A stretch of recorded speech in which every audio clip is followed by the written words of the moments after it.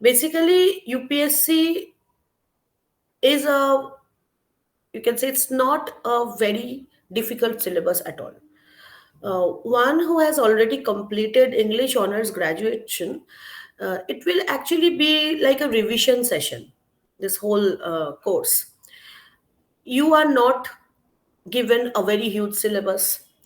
If you are already studying English honors or if you have completed graduation, then you are already familiar with many of the texts that are there in the syllabus. The main problem that happens with this kind of preparation is that in our college exams we have a definite plan and we have a definite timetable to stick to. I mean, no matter whether you study or not study, the exams will come and you have to cross one hurdle after the other. So what happens in case of regular graduation degrees is that, first of all, you have a whole set of classmates who kind of give you a kind of peer support. In competitive exams, you're more like on your own. You will not find people who are preparing with you very close to your place. And sometimes, even if you find them, there is a kind of bitter competition, and you don't feel that kind of friendship or bond which helps students prepare as a joint study. Okay, so competitive exam, first of all, demands you to work alone, and that is a part of your preparation for the job also, because when you will get a job through UPSC or when you crack your net exam, the logic is the same, that when you get a job you have to work alone and you have to plan ahead, and the preparation helps you prepare yourself to be an employee also. So when you will serve the government in any capacity, you will be self sufficient. So, first thing that this exam will evaluate is your self sufficiency. Earlier, when the net exam was not MCQ type, then uh, that exam also kind of judged how good your language is, okay, how self sufficient you are in preparing yourself, how original you are in your answers. I'm happy that UPSC is still maintaining this written answer format, because, especially in the optional case, because to some extent I believe literature cannot be evaluated, literature answers cannot be completely evaluated without knowing how this person writes or thinks.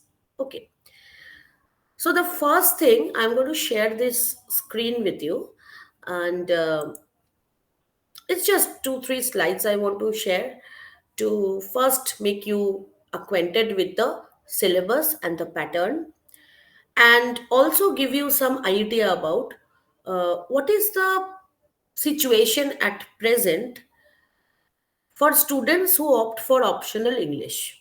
The first thing that you should ask yourself, that should you opt for English mains? Now, if you have already decided, even then, I want you to reconsider certain facts. And if I was in your place, I would certainly opt for English mains, primarily because people will tell you, like while you're preparing, there will be many people who will tell you that don't opt for English mains. You are already going to, you have to study a lot about governance and administration and sociology and political science in general, international relations, for the other papers, for the general papers. So if you are preparing for English mains, then it won't help you in those things. Other than that, like, they will ask you to prepare for say political science mains or even geography mains or history mains. The point is, it all comes down to one thing: ask yourself if you like to read stories or storybooks in English or not. Have you studied English honors because you are comfortable looking at English words, or have you studied English honors because you think that it will give you a good job? Now, I'm not saying that you have to have an extreme great power over English language. You need to memorize the entire dictionary. No, I believe that the knowledge of vocabulary is like the knowledge about the meanings of words. What we also say, uh,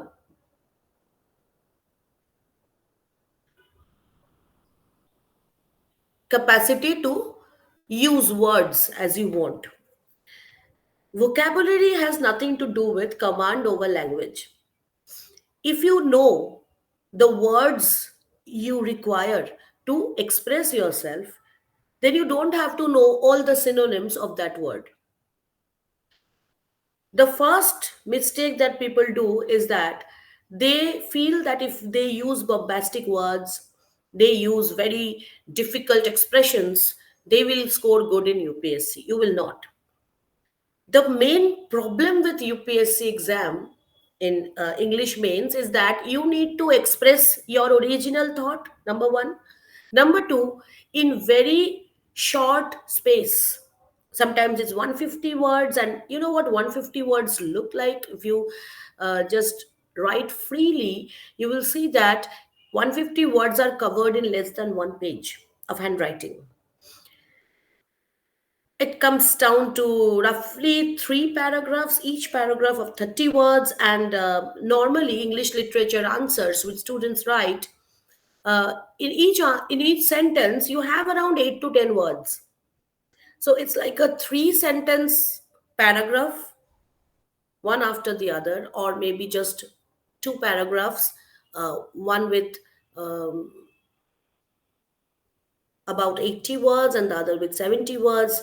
And in case of a bit longer answers, it's a trick because you have to answer 250 marks and not, you're used to answering 100 marks in 2 hours, no, 4 hours, or 50 marks in 2 hours, right?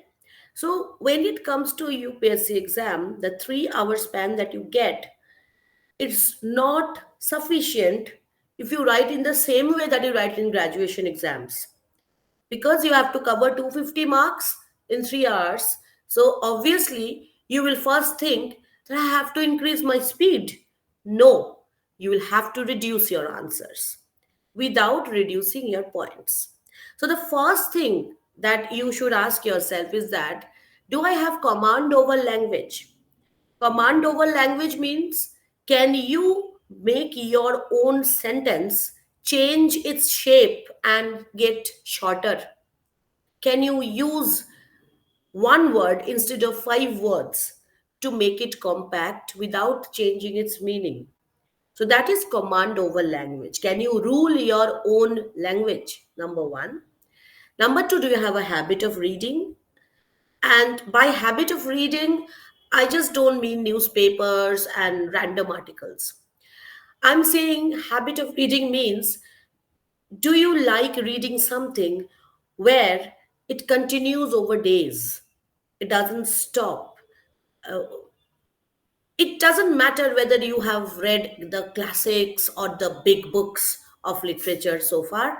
Even if you are comfortable with things like Harry Potter, Percy Jackson, all these kinds of stuff, even then that will help because it shows that you have focus. Usually, what happens, we are now the smartphone generation, and so we are more used to Instagram reels and very short write-ups, and we jump from one topic to other. That is our main problem. So what we lack is continuity of thought over 5 6 pages. So if you are comfortable reading a short story which spans for more than 3 pages, then I would say you have a habit of reading. You are comfortable reading. The third one that I always emphasize is something which you need for UPSC exam in specifically, and not for net or set or all these kinds of exams where MCQ pattern is used. In case of UPSC, you need to be imaginative as well as sensitive. Why sensitive? Because you would notice that most of the questions that come in this exam, they link the text to the context. Context means the society in which the story or that play or that poem was written. And therefore, this context, which is society in general, we can say, is more, you can say, sensed by those students who are sensitive to their own surroundings. Okay, which means that sensitive means you have a kind of attitude where you understand that, okay, this character in this play is doing this because society during that time demanded this, or this poet or this author wrote in this way because in those times this was the way people thought, and that is different from us. Which means you have to understand changes in social thoughts, and this will come handy when you are dealing with general papers. uh, Ideas of colonialism, Marxism, the rise of feminism, these are not clearly marked out in your syllabus. But understanding these theories will help you understand the connection between the text you are reading and the society uh, you're seeing around it as a context. Now, why this is important? Because see, UPSC is going to select candidates who will be serving the society, right? You will not be teachers, you will be civil servants. So there is a difference between how a teacher is expected to think and how a civil servant is expected to think. Although on a basic primary level, they all think in the same way. Um, the recruitment agency wants you to connect everything to society. All right. They will appreciate if in your answers you link the characters, their motivations, what are their weaknesses, these things, to how it is affecting the society or how it is affected by the society. Right. So you will always have to put this whole idea of literature as something which is intimately connected to the society which you will be serving. Okay. So this is an exam where you can actually manipulate your examiner. I don't mean manipulate in a sense that you will deceive them in any way. What I want to tell you is that you will convince them through your writing that you are a person who is a sensitive one, who knows the importance of the good social conventions and who knows the importance of how negative social conventions affect texts and affect human behavior. Okay, so this is how you will be able to make the examiner see you without writing your name, without writing about your identity, right? And imagination. Now, why I wrote imagination here? Imagination does not mean that you will imagine Wordsworth wrote something which he did not. No. Your imagination, I'm saying basic imagination. It's not like you will have to do creative writing in your paper. Imagination means you should be able to quickly understand connection between not just the text and the society, but one text and another text. For instance, in case of Shakespeare, you have two plays. Maybe they will ask you question from one play, or maybe they will ask you a general question and then they'll say that you'll have to answer based on those two plays. Suppose they ask you question only on one play. In your answer, if you connect it to the other play with at least one sentence, don't overdo it. It's not like they have asked you a question on Lear and you go on writing about something else. Just one text, one sentence where you connect one text with the other. That will make you different from the others.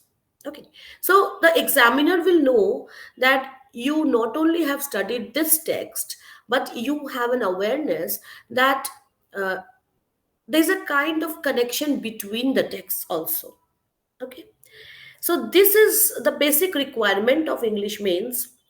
And so far as advantages are concerned, this is one thing which I'm telling you because um, we have already decided to go for English mains. So it should give you more motivation, and those who advise you against it, uh, don't answer them. Don't tell them these things. You know it in your heart that number one, by the time you reach the end of this course, whether you study with us, whether you study at some other place, whether you study on your own, doesn't matter. If you are preparing for UPSC English optionals, by the time you reach the end of it and you have studied all the texts, simply studied them, done nothing more, then your command over English will automatically grow. The main problem that happens with us during our graduation classes is that we tend to look for summaries and critical books. Okay, we tend to ignore the real text.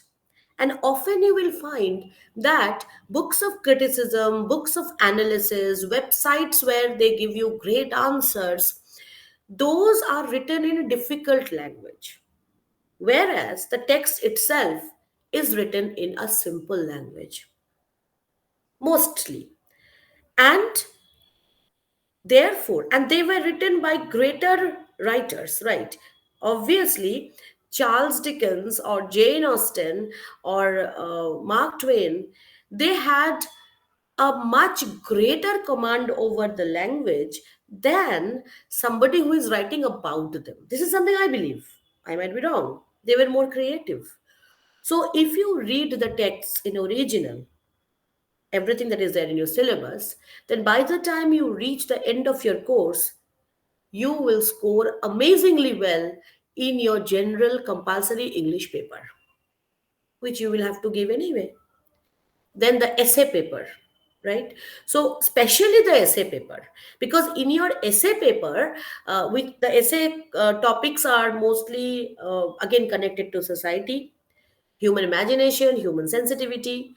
Um, and therefore, in those essays, if you give quotations from these texts that you have read, or maybe you are not good with memorization, then you just refer to an incident in a novel, in a poem, in that essay, and it's going to be really appreciated, because most of the time those papers are evaluated by English teachers.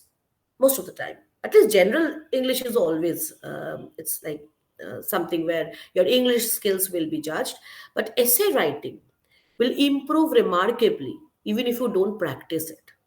Just because you are preparing question answers uh, on something like Lord Jim and something like Waiting for Godot, obviously your essay writing skills will improve automatically. Uh, if somebody is preparing a geography optional, I don't think that's going to be the case with that person. Okay, although that might have its own advantages. The second important thing is that you have to prepare for other general papers, prelims, and this and that. And if you have your optional as something which is a very technical subject, any science subject or a social science subject, technical subject, you will have to put a lot of more effort into it. But in case of English optional, but at the end of the day, if you sit with a poem written by Wordsworth, Donne, or a play written by Beckett, trust me, it will be much, much less stressful. Because what is literature, especially these novels? These novels were written, most of them were written for people to read when they had leisure time, because they were not supposed to increase your stress, they were supposed to decrease it. So, something which is like a prescription of stress relief is prescribed for you. The only stress we have when we study literature is that we have to write answers on them. But the texts themselves, they will be like a therapy. They will be like a therapy. You will feel good when you will know about stories. And it's just stories, right? And listening to stories, reading stories is something which we do to keep ourselves away from stress. And therefore, this preparation is going to take you away from a lot of stress if you are honest and if you are really involved in your studies. All right. So, this is about the positive part. The third important aspect of this is that when I was looking up the data of how many people actually opted for English means, I was so surprised. I'm not an UPSC expert. I've never mentored UPSC students. I I just felt that this is so unbelievable that less than 50 students across the whole country, less than 50, yes, I've heard me right, have opted for English means, which means it's such a small area or such a small zone of competition. And the success rates were amazing. Like out of 50, sometimes it's 20, sometimes it's 18. I was thinking, what was the main problem? Why were people not opting for it? People had this basic feeling that it is not a scoring paper. And you are judged along with other optionals also. It's not like they will take five people from English optional, five from political science optional, not that. They will take your marks and simply add it up and see whether you have cleared or not.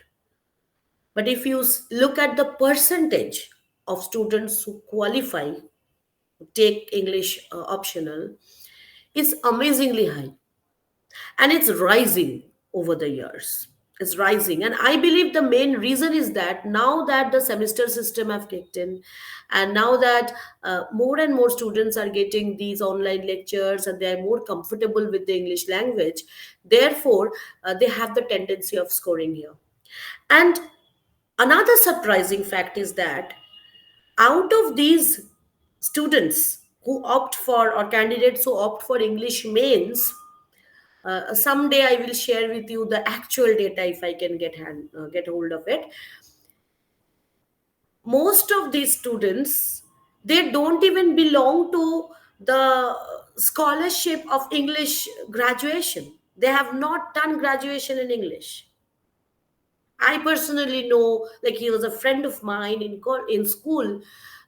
He was trying for, like he had this ambition to be an IPS officer, and he was actually a BE student. All right, and one day he came to me and said, I am fed up with all these engineering stuff. I think I'm stressed out.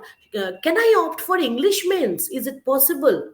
I say this is the only thing that is possible because we studied in the same school, and you know, as like English language is something which we handle in the same way. So if I can bag a first class in my masters, you can of course do something great here. Why don't you try out? So he could not qualify for two times with other optionals. And the moment he set his mind, he worked for like 4 months. Uh, he he simply qualified. Like he cracked the whole thing, and he became what he wanted to be. So he was not connected to English literature in any way after his ISC, but he really told me afterwards that that that decision was the key factor. And I asked him, why didn't you opt for it earlier? He said that there were no coaching centers available for English, and he prepared all by himself. He took some books from me, and those days online sources were not that rich. He went to libraries. He read the texts originally. He read the original texts, and he wrote on his own. So if he can do that, You who are already studying English literature, uh, you can, of course, perform better. So we have to take away this mind block that English literature optional is not scoring. It is very scoring. You just have to believe that if I know how to write in a simple language, logically, without a lot of distraction, then I'll be able to secure very well in this good marks. Now, the next thing that I want you to know is that how you will be evaluated in this your entire UPSC journey. The interview is of 275 marks, so you can see the importance of your optional paper here. Interview is 275 marks.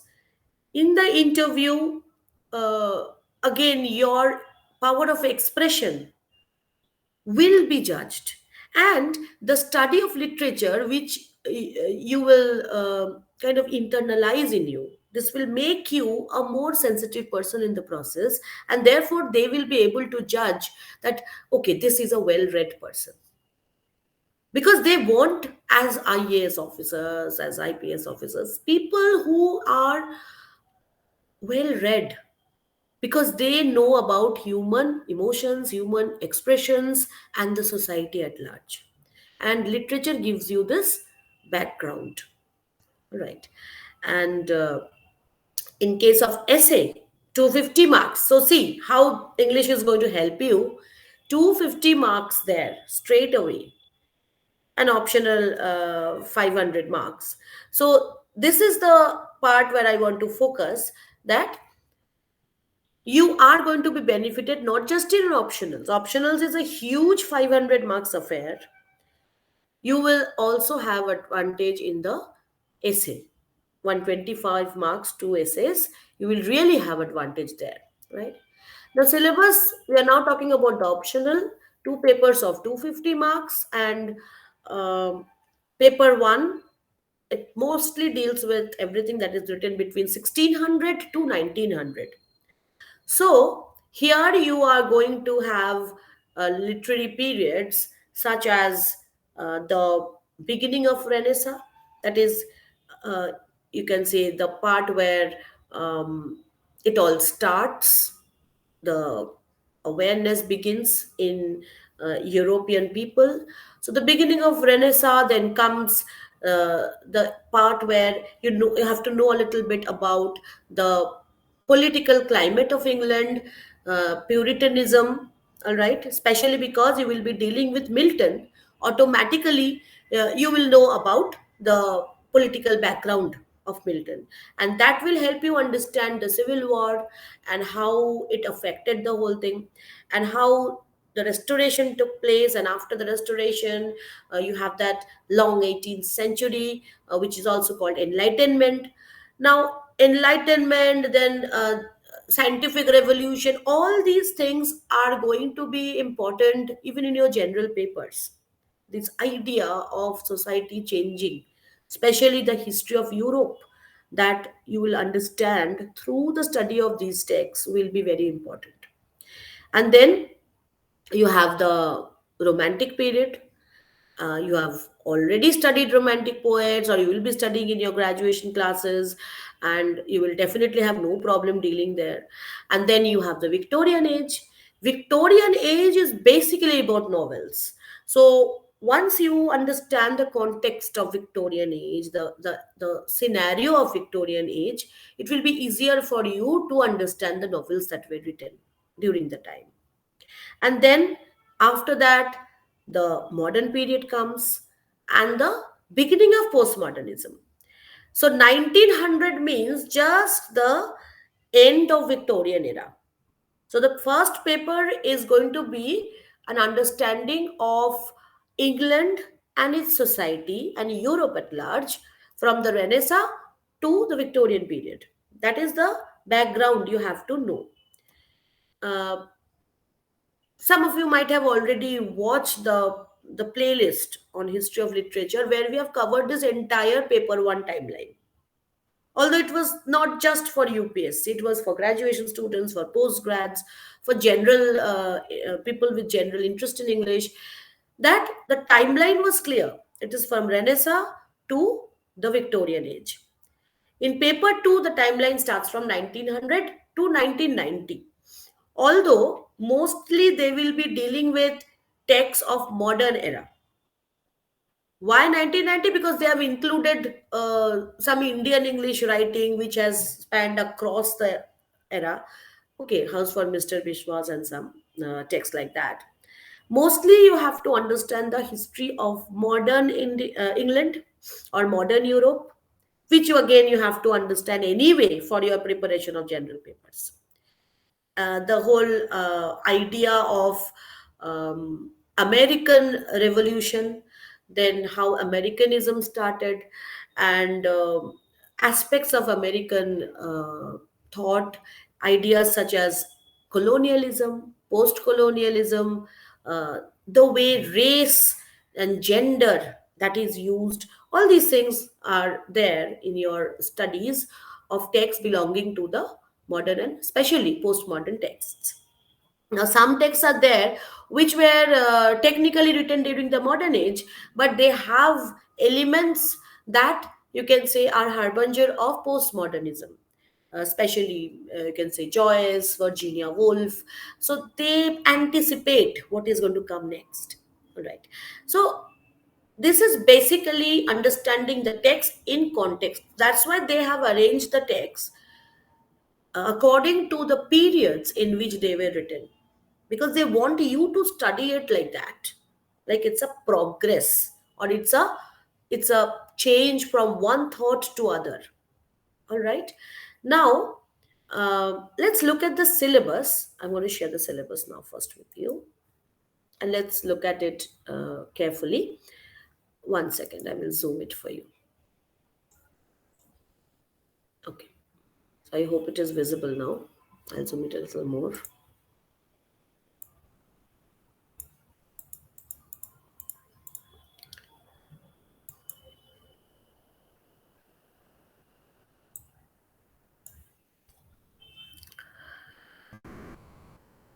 See, the main thing that they've written here is that the candidates need to show adequate knowledge of the following topics and movements. Therefore, when you study these texts, all right, the questions will be textual, fine. But when you study these texts, look for these topics in them. This is the first thing. And there will be two compulsory questions in your main question paper. I will share with you the latest question paper 2023. We will later share the entire set of tests. It's available in UPSC website also. You will see that they have chosen two questions as compulsory. Okay, question number 1 and question number 5. And they will give you 8 questions in all, and you are supposed to answer 5 questions. All right. Here the question that they put as compulsory in section A is basically history of English literature. Okay, they will give you sometimes 5, sometimes 4 questions from history of literature, very direct basic questions. Okay, metaphysical conceits might be one question. They might ask questions on any particular, like nature in romantic poetry, very general questions. But it will not be on any specific text. The word limit is 150 words, and 150 words is the trickiest part. In that word limit, you have to talk about the real issue in the question, and you have to give examples. We will go through certain strategies that you need to adopt when you will prepare your answers. But first, let's look at the textual part of your syllabus. Section A, it's again starting from the beginning. You can say first they have given William Shakespeare, King Lear, and The Tempest. And usually in your graduation studies, you have Macbeth, Twelfth Night. So if you have done masters, then you might have done King Lear, but it's not very it's not usual for students to have completed their masters and going for UPSC. Normally, I see students graduating or under some undergrad course. So, King Lear and Tempest, out of these two, Tempest is something which is taught in many of the high schools. Okay, sometimes ISC syllabus used to have the Tempest. It's easier. Okay, you have less trouble understanding the language of the Tempest. This is something which I'm talking from experience. Then King Lear. In King Lear, students tend to get a bit bored and they can't identify with the crisis here. But if you have studied at least a couple of plays by Shakespeare already, then this is going to be a cakewalk. Nothing difficult because they will not be asking you any reference to context questions here. What they want you is to understand the texts as a part of a larger thought process. Like, what was Shakespeare's idea of comedy? What was Shakespeare's idea of tragic hero? And how is that reflected here? What is his idea of fate and human choice? All these larger things. Okay. And you might even be asked things like like, if do you think that Prospero, who is an old guy, and King Lear, who is another old guy, is there any connection between the two? So you understand that it can be something where they will catch you off guard. You might have prepared a lot of questions on characterization and tragic hero and stuff, but they will always try to connect it with social issues. Okay. So the point is, if you have passed your class 12 from any ISC school, like under the ISC board, the main advantage that you have is that you have already studied two Shakespeare's plays, one in your class 10 and one in your class 12. Now, that's a real advantage because you don't have the fear of Shakespearean language anymore. You can tackle that. And if you haven't, then you have already done your graduation or are doing it, and you already know about Macbeth, you have seen the text, you know about Twelfth Night, you have seen the text. So it's not going to be that difficult. Coming to John Donne, again, it's very natural if you are a student of literature that you have studied at least one poem by Donne, unless you are the kind of student who does so suggestive a study that they leave out the poem entirely.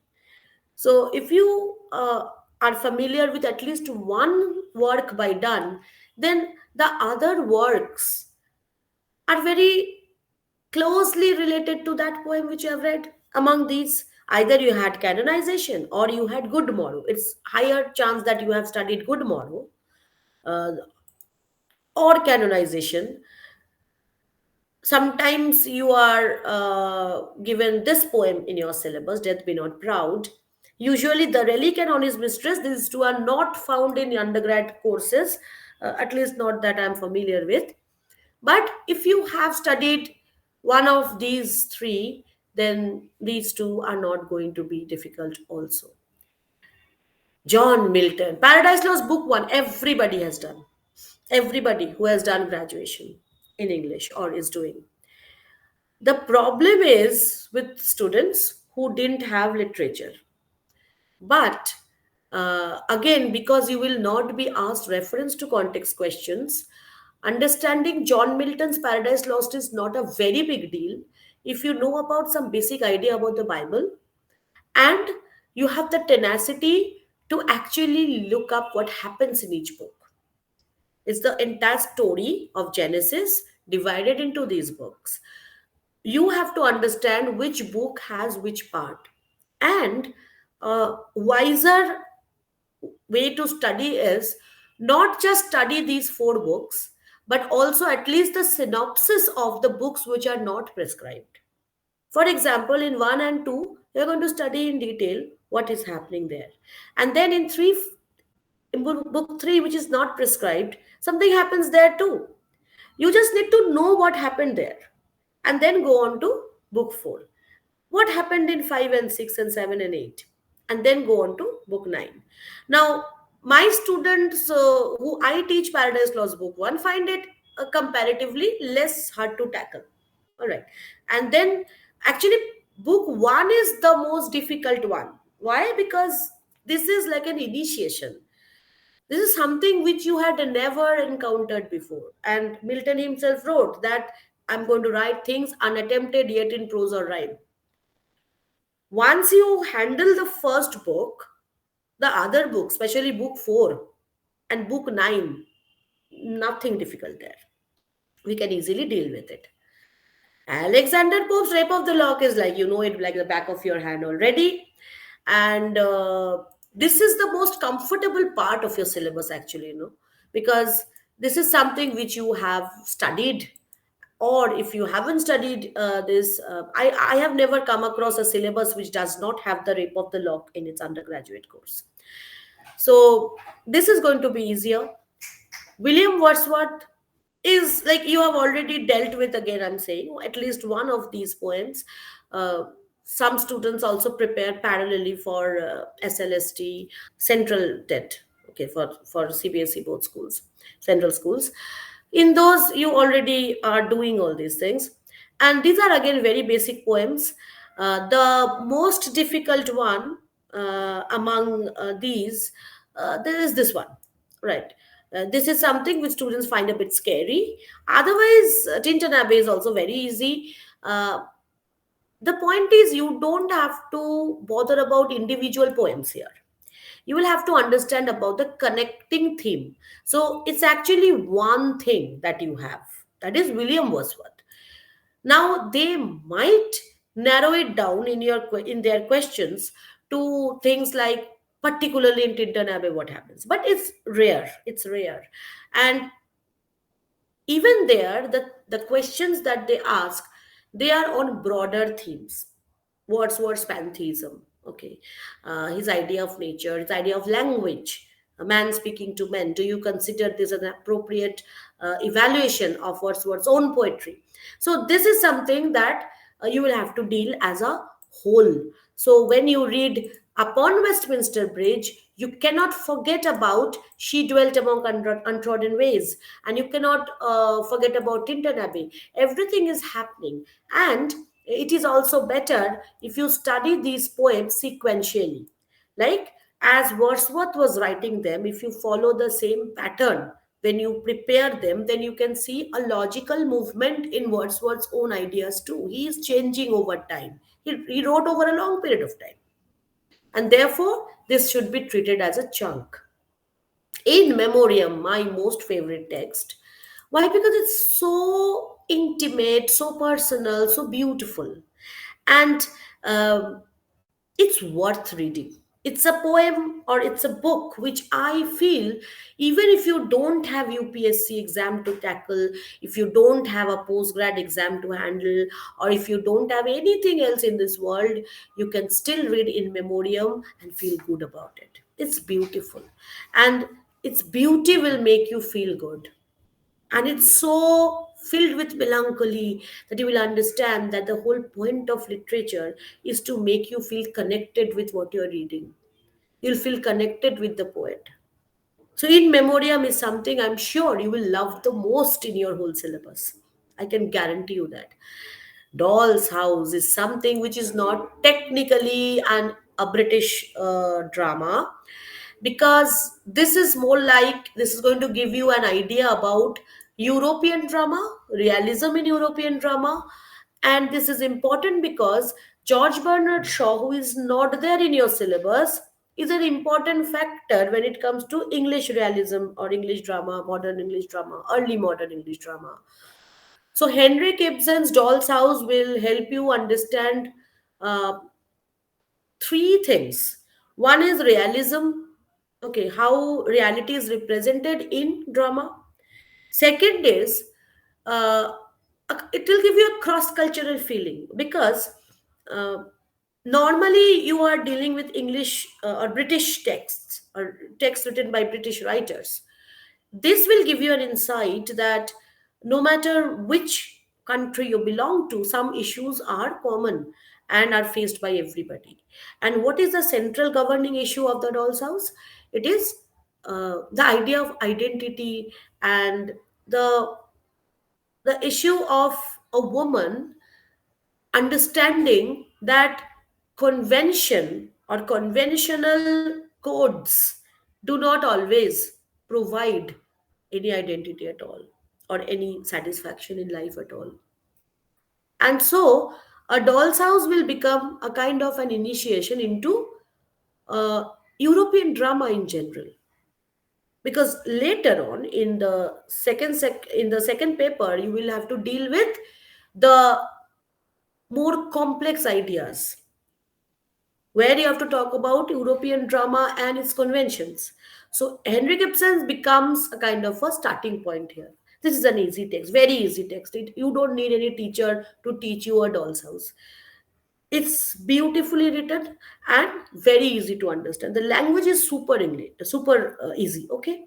Section B is the part which students hate the most, but this is the part which they will actually score because already many students know about Pride and Prejudice, and the trick behind all these novels is that you have to deal with them strategically. I have laid out a plan of studying novels, which I'll share with you instantly. Let's look at the novels first. Gulliver's Travels, Pride and Prejudice, Tom Jones, Hard Times, The Mill on the Floor, Tess of Tuberville's, The Adventures of Huckleberry Finn. Out of these, Tess, Huckleberry Finn is there in many undergrad syllabus. Tess is usually not there. Mill on the Floss is usually not there. Hard times, I have not come across many universities who have hard times, although we used to have hard times in our times. Tom Jones is not given in undergrad. Pride and Prejudice is there, and Gulliver's Travels is there in all undergrad studies. And Gulliver's Travels, you have either one book or two books or four books. But come on, Gulliver's Travels was something that children all loved. So you will love them too. The point is, we will come to the strategies later. Let's go to the paper two part. Here, the main aspects which the text will focus and you will focus is modernism, poets of the 30s, that is movement poets. Okay, Larkin and you have a whole band of poets and Ted Hughes, and you have some poet or the other belonging to the poet of the 30s. Stream of consciousness novel. Whether you study this topic on its own or not, they will make you understand the stream of consciousness novel because already you have a few in your syllabus. We'll come to that. Absurd drama. This also something which is already there in your syllabus. Colonialism and post-colonialism. This is the part where your GI score, GS paper scores will go up. Because once you understand the idea of post-colonialism, colonialism, again see here Marxism, psychoanalysis and feminist approaches to literature, postmodernism, your idea about this changing world, uh, this is going to really help you in your uh, papers on international relation, political science, sociology, and all these things. All right. Section A specifically is on Yeats. Again, in Yeats, you might be familiar already with at least one poem by Yeats. The second coming is a very short one. Easter is handleable, very much. We can handle this. Um, Prayer for My Daughter, a very personal one. The Tower and Second Coming, these are very much along the same lines. Okay. Among school children, a basic one, Leda and the Swan. So you will see that Meru, Lapis Lazuli, the Second Coming, Byzantium, all these poems give you a kind of feeling that, oh my God, it's going to be a huge thing. But Yeats is very pleasant when you read him, unlike Coleridge, where you encounter a lot of hurdles. When you study Yeats, if you read his poems aloud, you will find that it's easier when you read them aloud, out aloud, and you hear them yourselves. And he takes only one thing at a time in a poem. Okay, so when he's talking about, say, sailing to Byzantium, and you also have Byzantium, these two poems are on the same idea. So idea is not very fabricated, like it's not fragmented. The idea is not fragmented. So one poem at a time, one single idea, and mostly 3 4 poems can be clubbed together as belonging to one kind of central theme. Okay, so this is how you deal with Yeats. And okay, do you have Innisfree? No, you don't have Innisfree. So they are dealing with poems written mostly by like poems mostly written during the later part of Yeats. That is, uh, poems which have a better set of imagery than his first ones, so far as modern poetry is concerned. T.S. Eliot. T.S. Eliot is not going to be difficult, I'm sure, because T.S. Eliot wrote in a language which is very easy to understand. Yes, I'm saying this, easy to understand. You might think T.S. Eliot easy to understand what she's talking about. The point is, comparing, like if you compare it to Paradise Lost, Proofread is easy, isn't it? The language that is used is easy. The idea is complicated, but it is not complicated because you are already living the idea in your life. You are experiencing what Eliot is writing about. So once you understand what he is writing about, and if you leave out this idea that a poem has to tell you a story, then you are sorted. A poet doesn't have to give you a line of narrative. It is not a novel that is writing. A poem will give you a chunk of life, and Iliad gives you an honest chunk of life.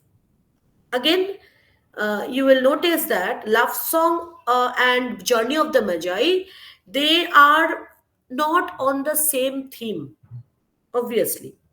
Burnt Norton, there might be a connection between Burnt Norton and Journey of the Magi to some extent. Burnt Norton is the first part of the 4 quatrains. This is the most complicated part, 4 quadrants, but still I would say that if they ask you a question from Prufrock, then they will not include a poem like Magi or Burnt Norton there in the question. They often ask single question on Prufrock. Okay, and with the poems, in case of modern poems, they will, this is again the compulsory question part. I was telling you earlier that there is this compulsory section in the first part of the question paper as well as the second part of the question paper.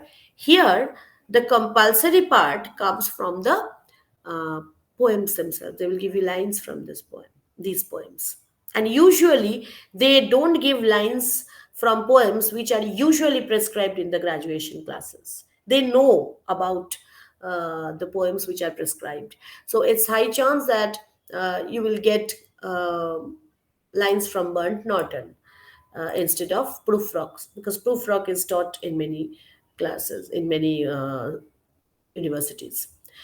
In Auden, again, you will have a very long list, partition, music debuts, and memory of W.B. Yeats, and all this. So now, if you look at the focus areas, poets of the 30s. So here you will have to connect Auden to the movement poets in general and understand how he is connecting to those ideas, whatever the movement poets were writing about, what their ideas were. Okay. Look Back in Anger is one of, again, most easy texts we will come across. It's easy, it's understandable, it's a lot of drama, and students always love Osborne, always, because it's something which appeals to children who belong to the age group of 21 to 25. It always affects those students. And excuse me. And this will pertinently be about the way in which society was changing and the way the idea of hero was changing. Jimmy Porter, who is the central character, how is that character heroic at all? Or is it heroic anymore? Or is heroism possible anymore in modern era? What is it that makes him stand out? So you have to look at it in these ways. Samuel Beckett, Waiting for Godot, the entire idea of existentialism, something which is the crisis of not just the modern world, not just the postmodern world, but today's world. What is to be done? How do we spend the time we are allotted here? That is what Waiting for Godot is about. We already have a very detailed series on Waiting for Godot.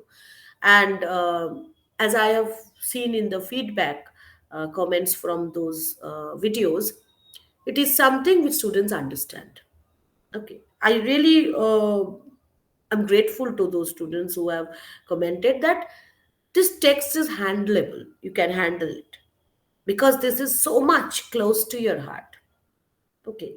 Again, the trick is not to feel overwhelmed by the critical essays that are written on Waiting for Godot. My goodness, you won't be able to understand what these critics are writing. But I can assure you, you will definitely understand what Beckett is writing once you have the right attitude. Philip Larkin, let's face it, he is not very sweet and cakey when it comes to modern postmodern poetry. So this is difficult. Again, you have handled Paradise Lost. Nothing should be difficult. So always reassure yourself that I have understood Milton. I can understand anything in the world. Okay, so deal with one poem at a time. Give more time to Larkin than you give to Wordsworth. With Wordsworth you can read all his poems in one single day, and understand everything. With Larkin you can read all his poems in one single day, but you will feel like heavy here. So you need to give yourself time to take in Larkin. All right. Ramanujan, looking for a cousin on a swing, a river. A river is very simple. Ramanujan is again a very pleasant poet. Pleasant in a sense, his writing is easy. His writing is something that is about Indian emotions, Indian expressions, Indian experiences, and uh, it's not difficult at all. Okay, and because I somehow feel that Ramanujan is going to be very important because uh, because of his relevance uh, so far as Indian society is concerned.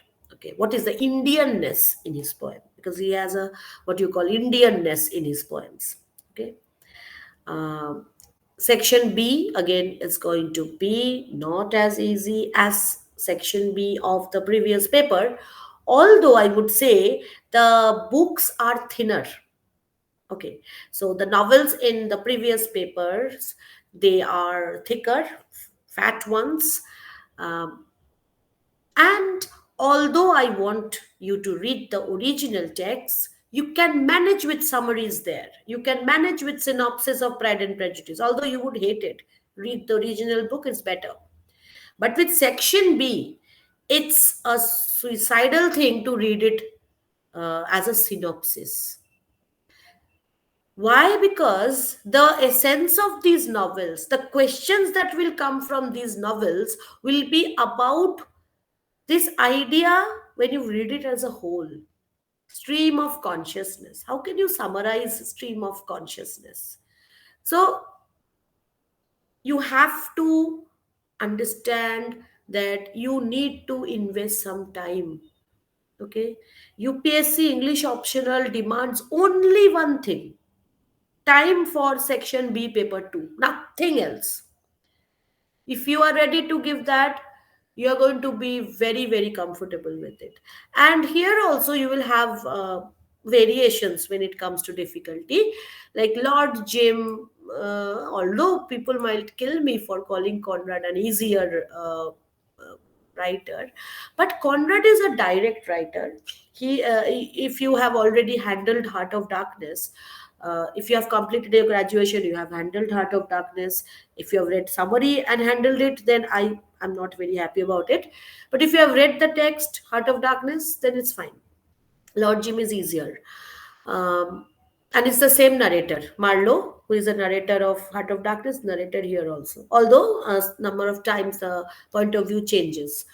Portrait of the artist as a young man. Again, the language is deceptively simple, very easy language. When you take up this book, you will see that the words are so easy. He doesn't use a complicated vocabulary at all. But just like T.S. Eliot's Prufrock, uh, don't be deceived by the easiness of the language, because the the thing that makes a novel easy is the connection between events, right? Like today I got up, this happened to me, I went to sleep, tomorrow this happened, this sequence. Stream of consciousness breaks this idea of a line of movement of events. In any storytelling, when we hear a story in our childhood, we feel that we always ask this question: what happens then? What happens then? As if what happens then is the main thing in a novel, right? Which you will get in something like Sons and Lovers. Straightforward. What happens then? What happens? And not just one generation, two, three generations. What happens and how the first generation is doing a certain set of things, how society is changing when it comes to the second generation. So this is the way it happens, and this is realism. This is something very easy to handle. But when it comes to Portrait of the Artist as a Young Man, or say Mrs. Dalloway, you will see that there is no apparent link between things happening, other than the fact that they are linked in the mind of the writer, of the narrator. As the narrator is thinking about them, is writing about them. And when you sit and think about things, there is no apparent connection between what you think. Once you're thinking about an orange, and then you're thinking about your best friend. That is your stream of consciousness. We will deal with all these in details when we will be taking up these texts. And then you have Raja Rao Kanthapura, beautifully written, and it is not even like English. It's as if he is taking up the style of Indian writing and superimposing it on English. The flow is beautiful, and Kanthapura is so good. When you, it's like, what is Kantha, if, because you are like, right now we're there in the meeting, you're from West Bengal, you know that Kantha is a type of stitch, right? In which, in old days, people used to write stories and scenes depicted. It's embroidery, okay? And Kanthapura is like an embroidery. It has a flow in it, like those needles going in and out. And this is the most Indian text you will get, like the text with most Indianness in it. And Kanthapura is going to be a beautiful experience. House for Mr. Vishwas, so far as this book is concerned, I always have mixed reactions from students. Some students find it very easy to understand, some students find it difficult. But again, you won't be asked any reference to context or contextual questions, or any textual questions in general, taking up chunks from the text. If you have the idea that is there in Naipaul, the basic idea, you will be able to understand this novel. Now, I will be sharing with you my personal idea what should be the strategy of studying novels. I'm again emphasizing novels because poetry you have already handled so much. and it's easier to handle. So I'm not going to give you any strategy for novels, for poetry, or for plays. You have only 5 plays, and it's not a big deal. You can handle them easily. With novels, you have to be very, very strategic how you're going to deal with it. Now, I am talking here about the novels which you have in the second paper. Okay. But in my strategy, I will talk about both papers. Okay. So if you have in your mind that I will have my exam in September, usually UPSC mains takes place in September. And if you are starting in January, today is 1st January, um, first thing that you will have to chalk out is that you'll have to understand that you have around 9 months to exam. So it's going to be I wouldn't call it a ticking time bomb, but okay, put a mental alarm there that I have roughly around 7 months for preparation, after which I will have to revise. Okay. Select 2 novels per month. You have the whole list in front of you. Select any 2 novel for January, any 2 novel for February. Okay. I will give you a sample list where I have kind of shown you how you can prepare that list in a more methodical way. Okay. To make it easier. Try to go from easier to more harder ones. Okay. So 2 novels per month should be your target. And while you are studying those 2 novels, which you have selected for January, do not think about any other novel in the syllabus. Okay? Then, before you study those 2 novels, which you have selected, you go through the history of the time in which that novel was written. Little bit. Wikipedia will do. Okay? But I would suggest a good history of literature book. Just take up an Albert or a Ludwig Kazamia or David Teixeira. David Teixeira is a bit more flowy, and it's more, you can say, creative writing than actual fact oriented book. Go for Albert. Okay, you should all have one, at least one Albert in your house, and not PDF version. Have the real book. It's not very expensive. So Edward Albert's History of English Literature should be your Bible. Okay. So if you are taking up one text, you have to find out from, at least in paper one, you will get it. In paper two, in some of the cases, you will not find references in Albert. In that case, you will have to look online for historical background. So don't spend much time on it. You should keep a notebook where you will self assign one novel to yourself. When we 1 to January 15, I will complete this novel. First day, I will read about the historical background of the time, and you will note down some bullet points, some points about that historical period in your notebook. Okay, so then you move on to the novel. And how you will read the novel? You will read it at bedtime, at a time when you are relaxing, not at a time when you're studying. When you're studying, you study poetry, you study play, so you prepare for your general papers because you will be having prelims first. Read these novels as a way of relaxation.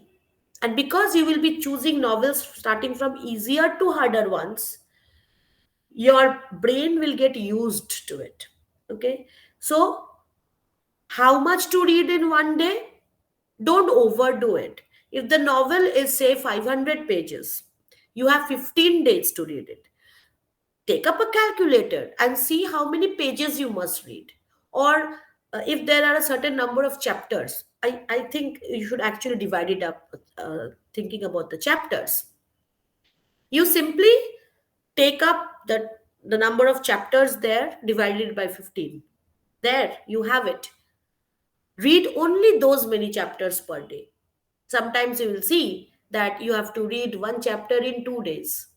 Now, if you really feel good about reading, you really find it exciting, you really want to know what's happening now, then just take it up at a greater pace.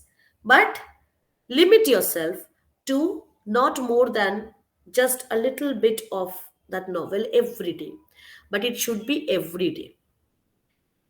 If you ask me why at bedtime, I would say that novels were written, at least the ones we will come across in paper one, they were written mostly they were published as a serialized book. Okay, so they were published in journal, in magazines, in periodicals, and then they were compiled together.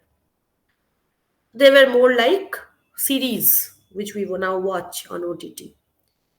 And therefore, when you read one chunk and then go to sleep and then wake up and you read another chunk the next day at the same time, your brain will have a connection established. And sometimes that works wonders because you are setting yourself up for thinking that I'm going to take this as my entertainment and not as my pressure. The moment your brain feels or begins to believe, and there will be a moment when it will become so much of a habit that your brain will crave it. Arey, it's 9 o'clock, I must start reading, or it's 10 o'clock. Or if you feel that I'm not into it and all, this will help you in another way. Normally we take up our phones and then we go to sleep, right? We flip through Facebook posts, and then we feel tired and we sleep. But if you read a novel instead of your Facebook or your Instagram or anything else, maybe that will also help your attention span, and you will have a better sleep. Just try it out. Okay. Stop all your digital activities at bedtime. Take up the novel which you have decided to study. If you think that you're going to study it from a PDF, then okay, I would discourage that. Uh, I would want you to buy the books or borrow it from a library, borrow it from your friends. If you're already in a college, then you can get it from your college library. But if you actually have the book in hand, it will keep you away from notifications.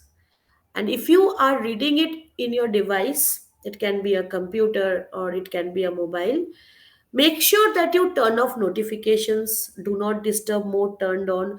That is the way in which you will be more focused.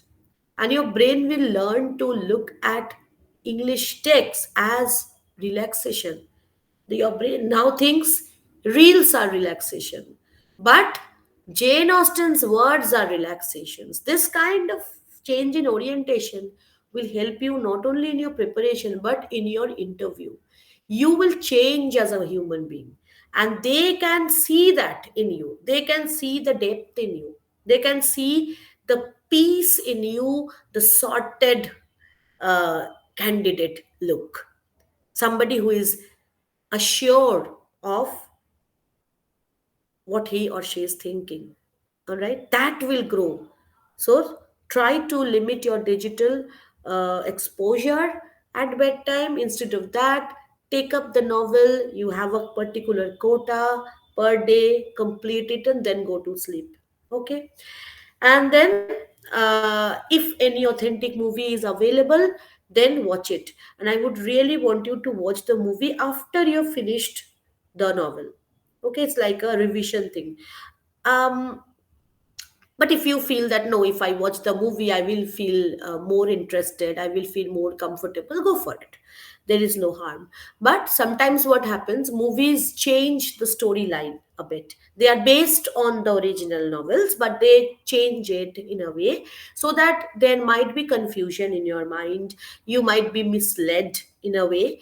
So I want you to remember that movies are not always exact representations of the text, and they should be taken as a complementary or as a supplement, like the vitamin tablets we have. We don't have only survive on vitamin tablets, do we? Or supplements. We survive on food, and that vitamin helps us. It is going to be like that. Now, coming to a sample chart, uh, suppose I have done it from January to August because usually the exams are in September. In January, you take up Gulliver's Travels and Tom Jones. So the history of literature period that you have to take up is 18th century. Now, this can be done digitally. You can go for any online lecture. As I was telling you, we have videos on 18th century literature. Go for that. Or some other person whom you like. Uh, or you can read a book. Okay, so 18th century background is something that you will need to understand, and in that 18th century history of literature part, there are many things, like there is the background of poetry, background of drama, but here you're dealing with novels. So go for specifically those videos or those chapters in your history of literature book where these things are dealt with: rise of novels, picaresque, satire. So these things are something which you will need to focus on. Now, you don't have to study all these things in details before reading these texts. You have to study this, okay, and you have to read this. While reading these, you will maybe after you finish half of Gulliver's Travels, you look up this chart and see, okay, satire, that means we have, is there any satire in here? So this is how, this is the central governing idea that will help you understand the real purpose behind reading Gulliver's Travels, real purpose behind reading Tom Jones. What is picaresque? What is a picaresque hero? And how is Tom Jones? Okay, I was reading this episode. Right, right, right. And you will identify picaresque and the elements of picaresque in the actual book that you are reading, and you will never forget. Coming to February, I've kept the easy ones here at first: Pride and Prejudice, Mill on the Floor. This is mostly early 19th century. These are mostly social novels, realism is there. So you will have to know about the social background, condition of women, uh, property rights, all these things you will know. The point is, even if you don't do a detailed study of 19th century, at least locate the authors. Jane Austen, when was she born? What was she like? What kind of childhood she had? It won't take much time. Just go through the Wikipedia page of the author, and that will give you necessary historical background. Then you have, say, hard times and tests. In hard times, you have specifically this idea of utilitarianism critiqued. It's against that. So, what is utilitarianism? What is the idea of the changing woman that you see in tests? What are the choices that this protagonist is making? And how Dickens and Hardy, they are two different kinds of Victorian writers. So you should understand about the historical importance of Dickens and historical importance of Hardy. This you will get from any history of literature book. Again, I have shifted down to the difficult part in May. Why? Because by the time you read all these, your mind is quite capable of taking in these. Now, this is how novels progressed. This is how human beings who were reading novels, they were reading novels because they were first reading Gulliver's Travels, then Society Changed. They were now reading Pride and Prejudice. Now they were understanding Hard Times. Then they understood Lord Jim. Then they eventually understood, say, Portrait of an Artist. So if you study Portrait of an Artist as a young man before you study Pride and Prejudice, then you are taking a great deal of trouble. You are not naturally increasing your capacity. Now, if you ever go to a gym, multi gym, you will see that first you do treadmills for a couple of days, 3 4 days. Then you start training your body with easier exercises. Then you start weight training. You start with 15 kgs, then you, after 7 days, you go to 25 kgs, then after a few days you can go up to 50 kgs. But if you go on the very first day and take a 50 kg stuff up, You won't be able to go anywhere anymore. So my point is, this is like a gymnastic of your brain. All right. So you have to start from things you can endure, you can tolerate, and your tolerance level will automatically increase. So here I have highlighted these aspects which you can obviously take down. I will share these with you after this orientation session is over. And the point is, the most important point is, you tell me, if you read this according to this chart, what will happen to your English at the end of August? It will improve remarkably. You don't have to work for improving your English anymore. You have studied suggestively in your graduation days, or you are doing that now if you are doing your graduation now. Has it helped? Are you happy? Are you comfortable? Suppose you go and somebody asks you about a text by Hardy which you haven't read. Will you be able to answer about that? No.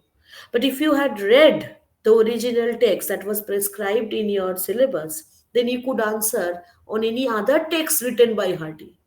That, okay, I haven't read this, but Hardy is like this. I want you to have that confidence, and that can be obtained only if you invest. And this is like a recurring deposit in a bank. All right, you are depositing 500 bucks every month, and at the end of it, you will not just get 500 into 6 or 500 into 8, but you will also get a hefty interest. And that interest is actual interest, and that interest will give you marks. It will give you, that is the only shortcut. You have to invest your time. You don't have to invest money. You don't have to invest a lot of energy. You have to believe. And while reading Gulliver's Travels, don't even think about taking up the book Portrait of the Artist. Suppose you are taking, like, you are going to take classes with us, and you see that we are teaching hard times at first, but you have planned to study Pride and Prejudice and Tom Jones in January. No problem. You attend our hard times classes. Whatever we teach there, you listen to that. You keep the study materials. You read through them, but don't actively read the text unless it is actually there in your timetable. You can modify your timetable according to the courses you are doing or the coaching you are attending, uh, but still you should have a timetable. All right. So and whatever is taught in uh, any institution or any coaching or by a mentor, that should come during your study hours. Suppose in the evening you have to keep, if possible every day or every alternate day, you have to assign at least 1 hour to UPSC preparation, not more than that. In that 1 hour, if you have time, like if you are only preparing for competitive exams, you can assign more time. In that 1 hour, you study whatever is taught in your classes, whatever is instructed, you study that. Even if it means you have to study House for Mr. Biswas in February. But when you go to bed at night, take up Pride and Prejudice because that is there in your timetable. So, what will happen is, by the time you reach May or maybe June, in your coaching classes, all these texts are already done. So, these things which are more difficult to handle will be nothing very difficult anymore because I've already attended the classes on them.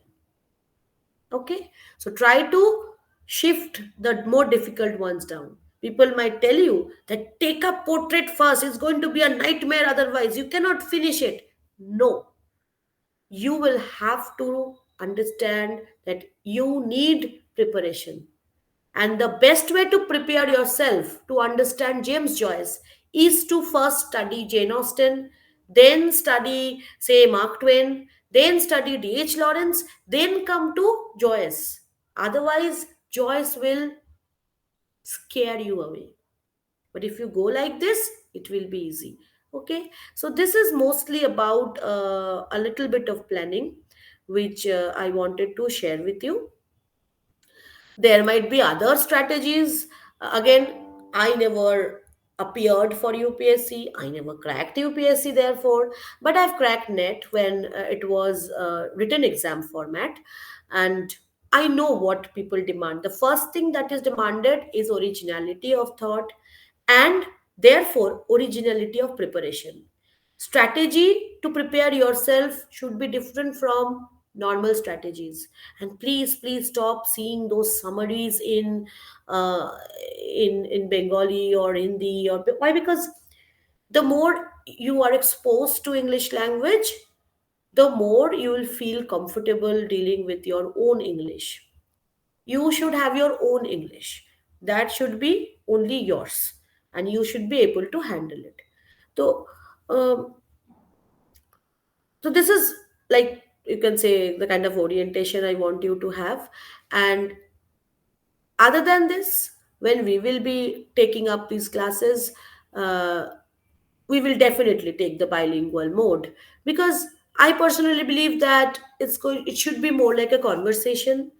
And whatever difficult areas we encounter, we will try to make it easy. If you feel, we will explain in Bengali, but I want you to feel that our main purpose is to handle English language. Okay, so that is why I actually took this entire session in English.